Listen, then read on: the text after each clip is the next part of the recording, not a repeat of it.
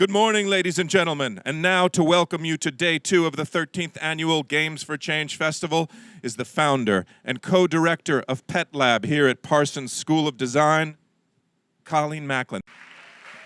Hey guys. I also have a pet lab. Her name is Iggy Pup. Welcome. This is the second day of the 13th Annual Games for Change Festival. As was mentioned, I actually teach here. I teach at one of the schools within the university, Parsons School of Design. If you watch Project Runway, I have nothing to do with that, but our school does. I know Tim. But contrary to, I think someone said yesterday that our students make the graphics for the game engineers in the game industry. That's not true. We also make games ourselves. In fact, coding is a core competency taught here for undergraduate and graduate students alongside drawing, 3D design, looking cool. So it really is something that we're involved in, and coding is just a form of design. It's another design tool. So I'm going to give you a little bit of a history of the place you're in, because I don't know how many of you have ever heard of the new school before you came here. Yeah, a couple of you, all right. I see some hands up. That's good. Well, it was founded about 100 years ago, 97 to be exact. And I'm gonna read from that mission in 1919. It was founded to seek an unbiased understanding of the existing order, its genesis, growth, and present working. Sort of fancy for saying, we're here to try to figure out how the world works. And I would add to that, we're here to change how the world works for the betterment of humanity. And the founders were a bunch of folks who kind of defected from Columbia because it was getting a little stodgy up there, and they came down and they founded this school. It was free and open to everyone, and included people like John Dewey, who many of you who work in education may know. Yeah. About 15 years after its founding, it became the university in exile, and basically what that means is that in the 30s in Europe, intellectual life was being tamped down and stamped down.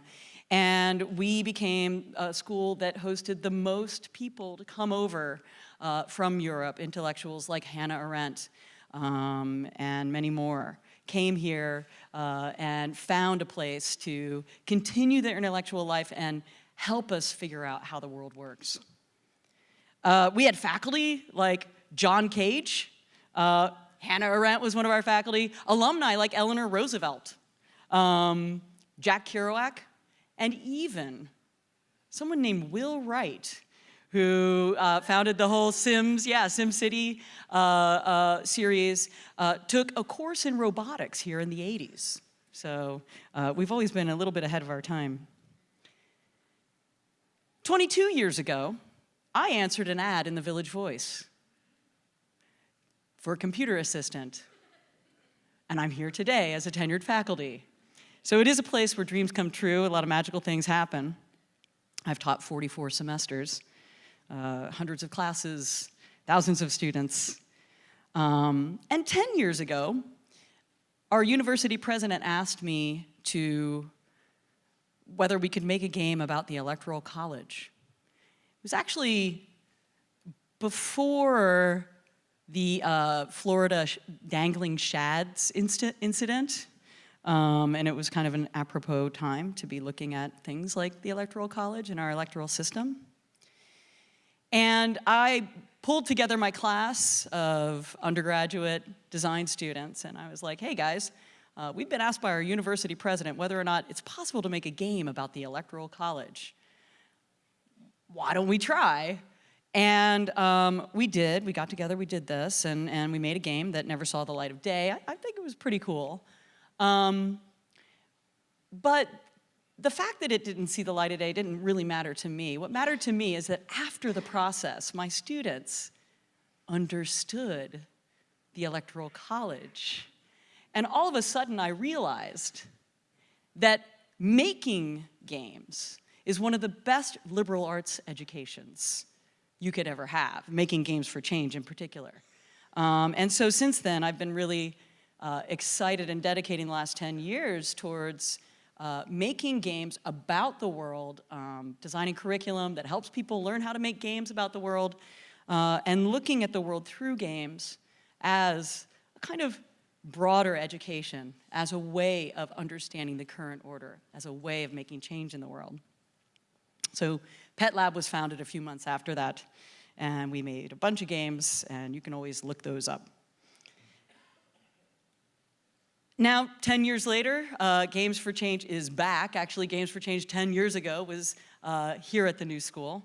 And I couldn't be more happy. I really want to thank Susanna Pollack and her whole crew for returning to the new school. It's a really good match with our mission, and we're very excited. Recent history, a couple months ago, I was at our university commencement, and we gave doctorates, honorary PhDs, to a couple of folks there, including actress and activist Laverne Cox, Anita Sarkeesian, who many of you may know. She's a feminist. She speaks out about the roles of women in video games. And I got chills. I am so proud to be part of a university and institution that brings in people like this to be our commencement speakers, to be our honorary doctorates.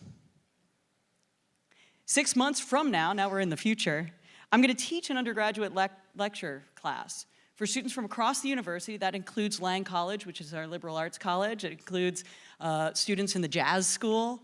It includes design students, fashion students, even.